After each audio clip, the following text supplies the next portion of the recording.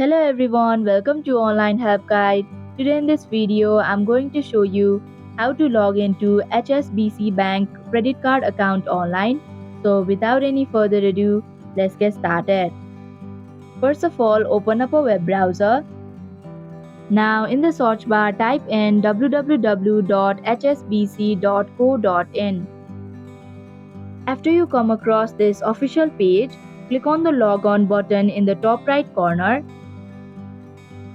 Here you'll have to enter your username associated with your account, and if you want your device to remember your username, then check the box that says remember me, and if you don't want it, then uncheck the box.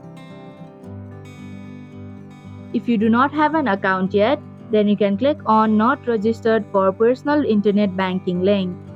Then click on the continue button. After that, follow through the prompts and fill in the information that is required in order to log in.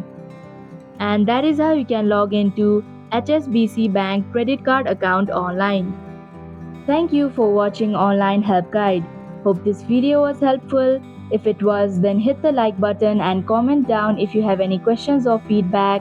Also, if you are new to our channel, subscribe and hit the bell icon so that you don't miss our upcoming videos.